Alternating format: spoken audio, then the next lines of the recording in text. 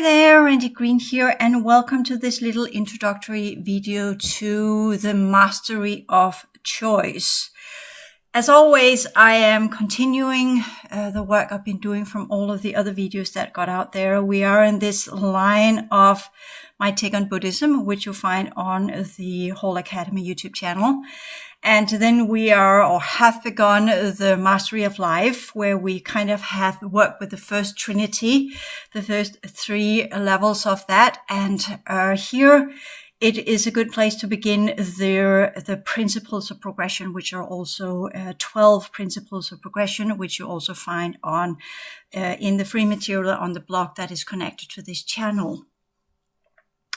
I've worked with this in the whole philosophy book, and I'm working with the principles of the progression again on three different levels. Here we are doing the level that will ignite what we call an idea of introspection with whatever choice that we are seeing in our lives. And this, in the end, we're thinking that this is a psychological choice which will grant us some kind of benefit or the opposite. But as a matter of fact, these are choices of energy. Everything that happens in your life is energy. It is a version of energy that either needs to be transformed or it needs to be transmuted, and that means to be lifted into its highest version or evaporated because it no longer serves any purpose, or it needs to be transcended, and that is what we call turn the other cheek. So we are here having transformation where you are actively going into the forces of opposition, where you work with what's in front of you to create harmony, and that is a type of light that will heal your emotional field. Or you go into the transmutation where you're using the mental principles of higher order sciences, not normal human sciences. This is a step of your brain that many of you have not activated yet, but that will come eventually. And there you will learn how to transmute and use the code systems behind everything that is part of our reality field to either lift it to its highest purified code system or evaporate it because it no longer serves any purpose. So that is the construction, the reconstruction, and the deconstruction work that also goes with transmutation. And that is only possible when you have activated the fires of the mind, which are some of the things that Buddhism work with. That's why I began with my take on Buddhism, because that is a program and a teaching system that we for now can embark on when we are entering into the mental field. There are many deeper layers of the Buddhist approach that goes with, again, some of the things that are not available for people out there. It's hidden in the holies of the holies, as it's called, as part of the library. So that is interesting. When we have the holies of the holies, you hereby understand that that is the planetary library, and that is not the Akashic records, but the Akashic records in the astral plane is a mirroring of the original solar system libraries, where everything that we know are stored on these crystal discs that are completely alien technology. So we are here having the understanding of, okay, that's the mental field. That is where we link up both to the crystal disk of the library as well as the holographic teaching system. That is our primary goal with our mental field. But to get there, that's a very, very long path of clearing. And then, of course, there is the utmost highest level of energetic choices, because you also have to have the understanding of correctful use of energy and correctful use of power before you are allowed to access the libraries.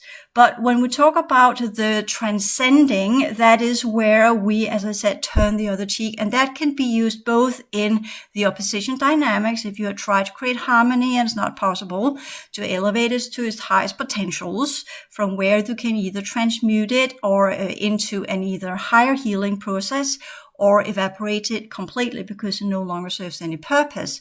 If this is not possible, either to do the opposition of harmony and bring it back into order, you can turn the other cheek. That is where we technically, or in the ancient language, is said, with one hand we heal what is broken, with the other one we cut loose what is no longer of our use. So this is where you, on one hand, the left hand will have the sword, and the right hand you will have the sphere of of energy, or sometimes also shown as the staff. Again, all symbols, but the staff is of the mental field, whereas the ball or the round sphere is of the heart field type of energies, which is technically what we use in self-healing. So we are having these different features in the what we call the normal human understanding. The sword is of metal, and as we grow into the higher ordinances of understanding of energy, we can transform metal, ionizing it, and turn it into all sorts of crazy stuff. If you like, you have the flame sword, right? But you can go into a crystal sword that is made of fire, and that these are where it becomes very complex for those who are not acquainted with how to work with energy in a reality that is built upon code systems. So we're here tapping closely into what we understand as magic. And as I have begun my work on my randygreen.1, where I'm beginning to put together new healing programs that will activate some of these levels, how far we can push it, all depending on what our reality field itself allows us to do, because in this line of work, I'm clearing out the 2-8 pillar and leading us into the 1-7, which we at the end of this lifetime should hopefully master, and by that be allowed to get out through the 0.0 or the 0 point state of our being that goes with the neutron state of our atoms, which are part of the gate systems. Anyways, this leads into the density energies and all of these very complex levels of information that must be learned to truly be able to do these higher awareness exercises. The higher order sciences, as I always have claimed, are twofold. There are the ones under the solar rishis that technically we could categorize and say this follows the Kabbalistic tree, but we could also put it in, or the tree of life and tree of knowledge, but we can also put it into the scope of the Colontic sciences, which are Syrian technology. That is part of the mental field to some degree. It needs to be understood, which is why I work with both the Syrian A version under the Great White Brotherhood, or Alice A. Bailey, which we know the Colontics are against, because the Syrians have been fighting each other for a long time. We have the blue Syrians, we have the white elder races, we have the more reddish, what we call brown-skinned Syrian A's, and all of these different factions that have been part of our planet. So it's not that the Syrian teachings are one group. On the contrary, there are many different groups, and they have worked with many different groups and factions within the what we call the less progressive universe, or the technologically augmented universe, or under the solar rishis. You decide yourself. So that is, again, I know it kind of sounds, when you read the material that they are bringing forth, as that's the only way, and we are all the descendants of these races from either Tara or what have you. But if you really read into it, it is the Indigos and specific groups that are following their founding fathers and their Cathara grid and universal structure that is parallel to the original system. But it's good to have and good to know, because it is the humanoids and their world and how they build up their time matrices, and their teachings are somewhat different than what I am here proposing. So that should also be taken into consideration, the discernment between what teaching system are we technically talking about. And there is this typical understanding in the Colontics that the Pleiadians are different groups of Pleiadians, again, that shifted side and succumbed in wars and what have you. So there are many different factions of these as well. But when we talk about the ancient, there are two branches of the ancient Syrians before the timeline event, and one branch of the Pleiadians before the timeline event. And they were connected to Lyra, and thereby were not divided into the groups that later on, which most of you are familiar with today, are under the Anu Elohim network. So we are here again having the divisions that needs to be understood. How far back did we divide? And these, the internal strife and some of these things are what I'm talking about in the Souls of Humanity. And then we had the whole timeline event that kind of pushed everything into a big difficulty for all of us, which means that we are having all of these different factions, all of these different fragmented pieces of our history. We have the libraries, but we can only access certain levels of these crystal discs because they are tied into our genetic signature. So only the ones that have the complete original solar system humanity signature can read these discs completely. And that means if we're approaching it from a later standpoint of, for instance, the later types of Pleiadian races, although most of the Pleiadian races that are here now, I do not have access to the libraries because they do no longer hold the original gene code of the original white elder strand of the Pleiadian races that were an extension and were what we call answering back into some of the original civilizations of Lyra. They grew from there. They have a specific genetic signature that goes with that. That's called the white elder strand. Similarly as the Serum races that grew from there, but they technically grew from what later on is known as Viger, and by that divided there as well. And that is somewhere when again we talk about the Colontics, they have the Melchizedek orders, or the ones that came from or that group that the Anuhasi and these kind of groups. And again, it's difficult. I'm not going to go further into that because you will discover your level of that understanding. Just understand that nothing is clear cut, and you have to read the Colontic sciences with a comb, literally, and have to have your own memories to truly understand what they're saying. It's easily missed, and they have, to a certain degree, kind of tampered a little bit with the historical facts, in my opinion. But that's how it goes. They will probably say the same thing about me. That's how it goes. But it is important that when you do embark on these principles of progression that I am putting forth here, that is from what I call the true humanities of the original progressive universal cycles, which I know I come from. I am not under the rishis, even though I've been working there for a very, very long time and have been part of the less progressive universal matrix, which were part of the Pillar Project that were positioned there to unify the original true human realms with their humanoid realms and the undoing of some of the code systems there. So again, all of this goes very, very far back.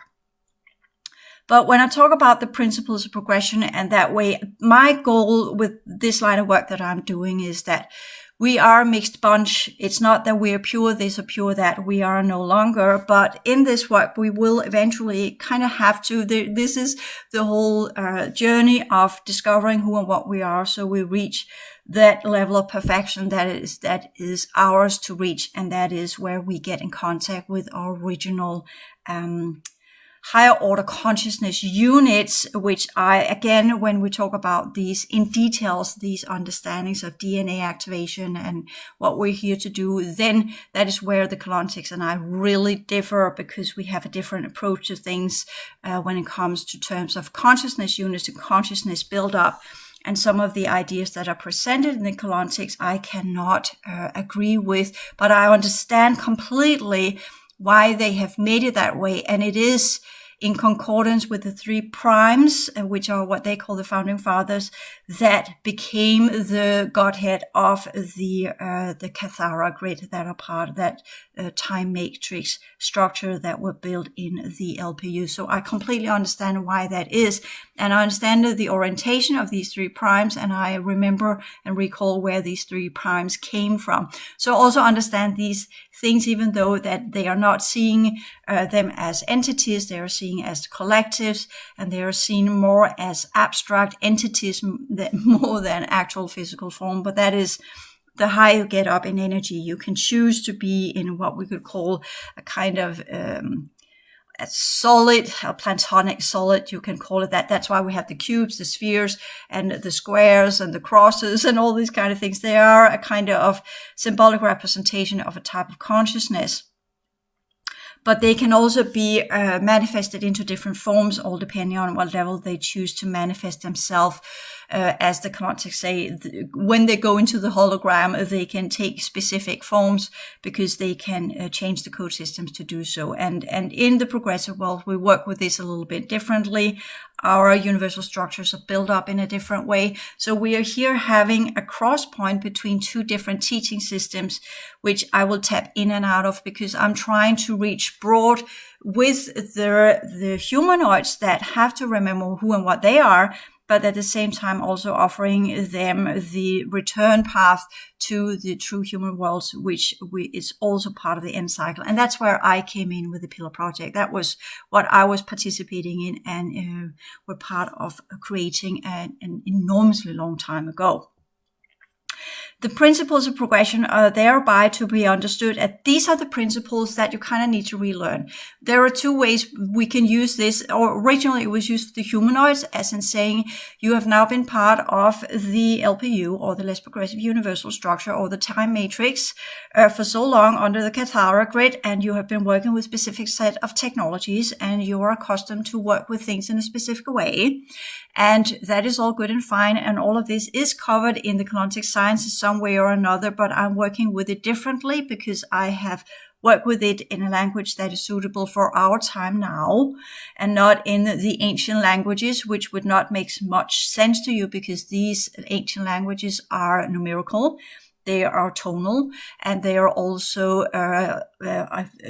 code system, so they are technically not really a language, but what you could call a vibrational imprinting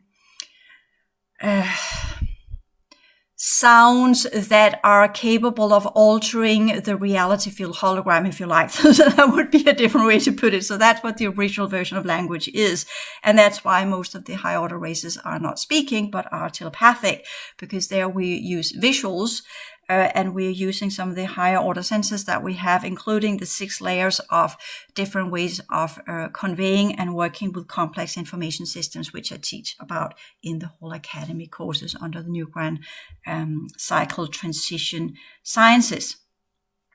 So these principles were technically part of the Pillar Project, and they were to get people back not on track. That would be wrong to say so, because everything is a free will system, as we know it was back then, where we chose where we wanted to express our consciousness and how we wanted to express our consciousness. And we were traveling around in systems, so there's no right place to be.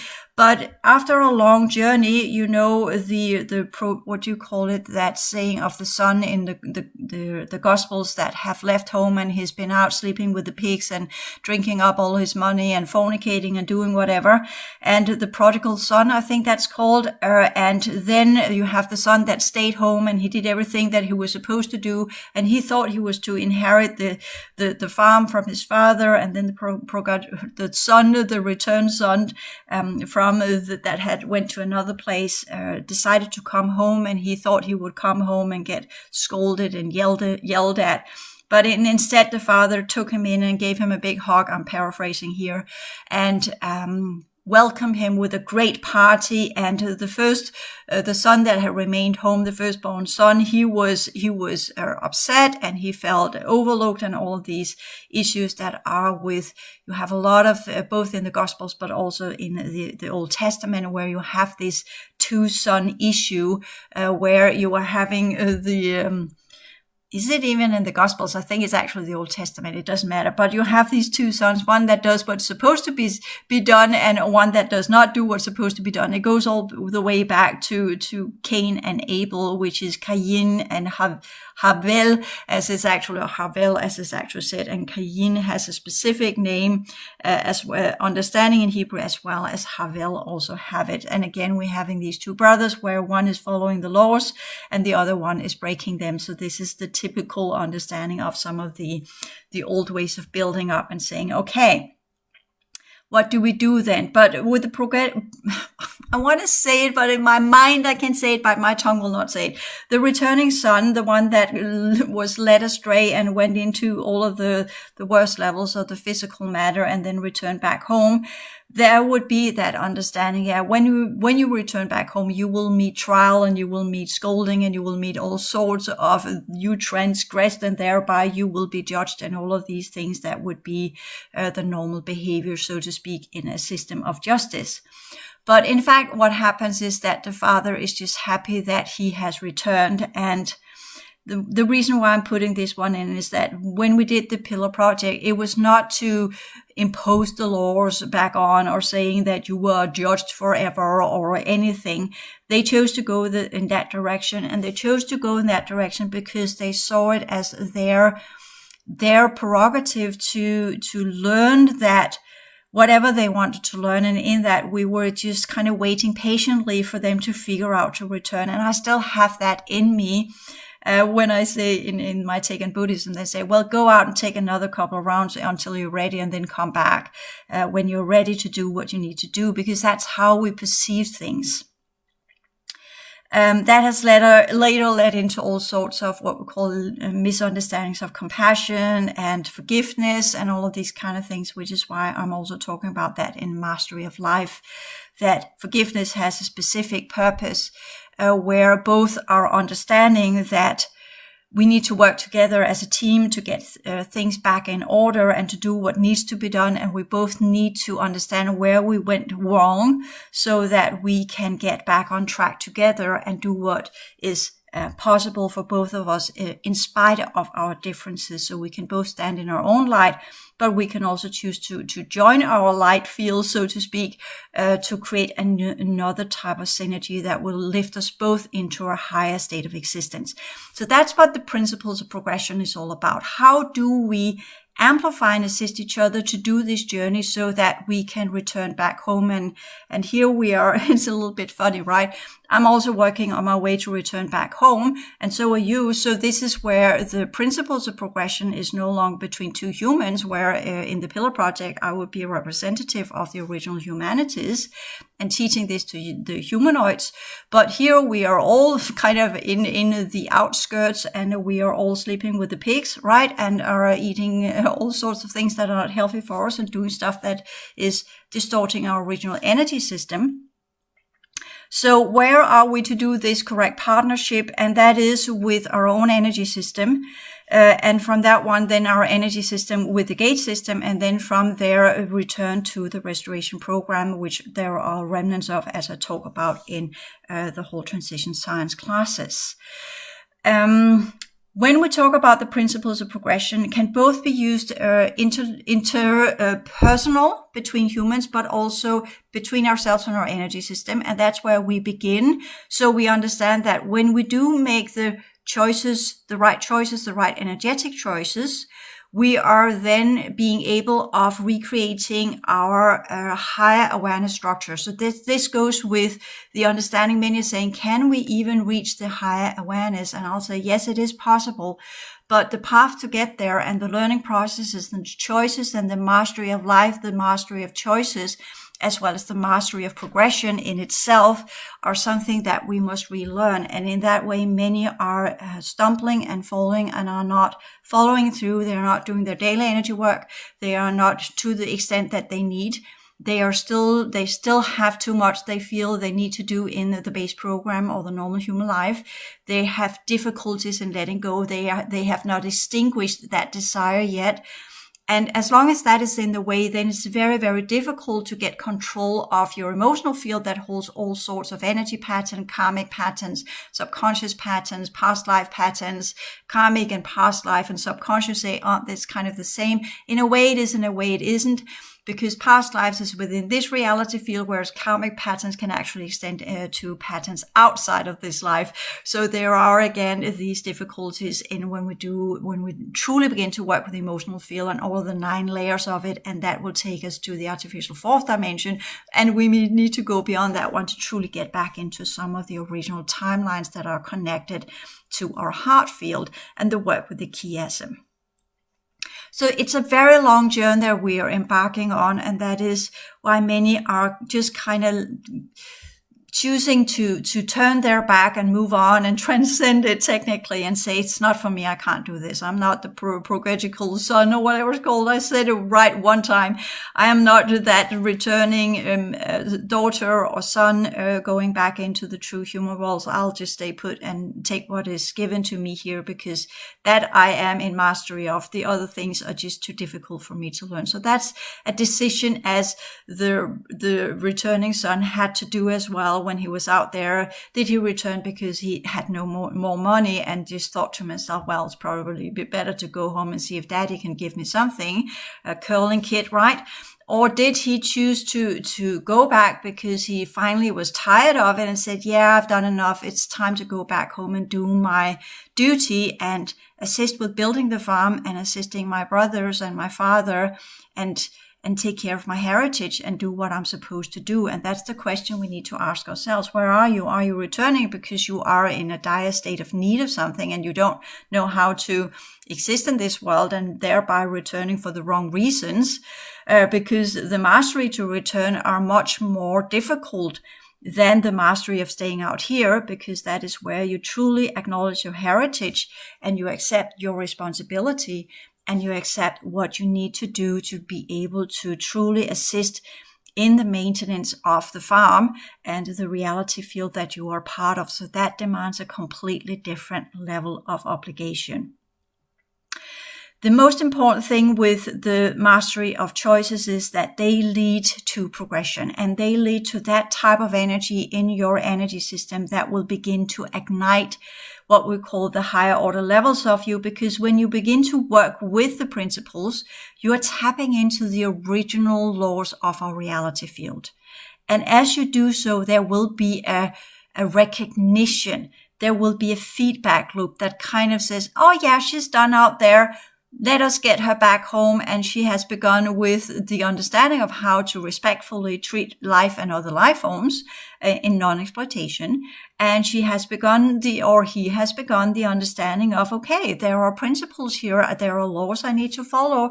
There are things I need to do as part of the original reality field. And this is how we're working on the farm, right? This is how we do it here, because that is what makes the farm and the animals and everything that is on the farm prosper and grow and do what it's supposed to do. You can't just come in and do whatever you want to do. That's in the other side of the program. You go out and you do that in the base program. But when you want to return back home, whether it's under the solar rishis and their laws, or you want to return to the original wells, there are principles, there are laws, and there are rules. And they are set there so that we can progress together for the highest good of the many and develop and transform and transmute and transcend as much of the old energies that we have inherited from the previous cycles, of which we are here to adapt and change into the highest potentials, the highest purity rate, from where we will also develop into the highest purity rate, because whatever reality field we are part of, we are composed of the exact same type of energies. So this is also a way of us beginning to work with our molecular state. And from that level, if we can succeed to cross the lines between the worlds, we will begin to adapt the outer domain energies to the original type of energies. And from that one, assist in the outer domains clearing processes. But of course, if we can't, there are new grand cycle technologies, and the resetting of our planet and all the dynamics that are there will see to that. And I explained some of this in the whole perception logs and the new reality programs. Although the new reality programs are, of course, seen from some of the incoming races that will do whatever they can to block that. No new business there. This is all old business. But either way, we have taken on this challenge. We want to return home. We are done with sleeping with the pigs and fornicating and do all of the fun stuff out there. We want to go back to the farm, where we will become part of that group of the old guard and the original humans, and what we were set ourselves to do inside our versions of the universal cycles when the original consciousness field exploded and divided, and the spheres of the original older and elder races from the previous cycles gave their highest potentials, so that we, all of us that are part of them, could prosper and grow into what we want to become inside these universal cycles. In that manner, you can say we are also having primes, of which the 3 primes divided into the LPU and the other remaining 9 primes stayed together and joined forces and technically created new types of primes, but I will not go into that understanding, because that's some of the extremely advanced sciences that none of us will grasp anyways. So it's not that we are lacking these 3 primes of the LPU. They can remain where they are and do what they want to do. And that's also why the parallel universal matrix is now capable of being created in all of its entirety, although it is probably not what was in the making to begin with. with these different primes that decided to be the founding fathers of the universal structure that we now understand as time matrices. But they are the founding fathers of that technology and that type of holograms that have allowed the parallel universal matrix to prosper and grow. So we are here again seeing how things can again divide itself into further new realities, and that is one of the ways that the universal cycles are operating. So it all comes down to all of these divisions, and then it goes back to the completion cycle. That's why we'll look at all of these divisions and say what can we use and what can't we use. And what are we to work with again, either to go back home and start all over, and that means from the true human worlds and the original elevation cycles, or we are choosing, say, no, I'm still out here, I'm still doing what I need to do here, but I choose to go to the return path and the middle domain and continue my work from there. And that is my first step to whatever I'll be doing in this life, because the whole return to the elevation cycle is perhaps a little bit too high a goal to set in a world that has now moved itself so close to the abyss and are so far into the third cycle that we are technically there is a huge gap there between the true worlds and what we have become now. But we have the domains and they are part of our reality field. And in that we have the middle domain and there are things we can achieve there. So that's but the goal of my work now, the middle domains. And that is where the principles of progression, the rules of engagement, and the natural laws of energy have their what we call the first function, because they are the stepping stone, the jumping board from where we can shift from one timeline to another, where we again begin to work with the original composition of the world that we are a part of. And that is to be found in the middle domain and not out here in the outer domain, including the fact that the LPF1 network, that is the foundation of the outer domain, were completely destroyed by the timeline event. So there are things we can do out here, and there are things that are not possible to do. And that is also some of the things that we need to learn. There are things we can reconstruct, and there are things that are impossible to reconstruct because the world that we are living in do no longer hold that capacity to build that type of code system. For there, we need to be able to go to the middle domain and use some of the grid energies from there. But they also hold a high level of distortion, which has been some of the work I've been doing for quite some time now. So just the introduction to the 12 principles of progression. And as always, this will be a series of videos. And please do all the videos. Do not skip the videos. Each and one of them has information you need. We are building a pattern here. You can't skip information and think you'll go to the later videos and there you'll get the pointers, because I'm not working in a linear way. I'm building patterns.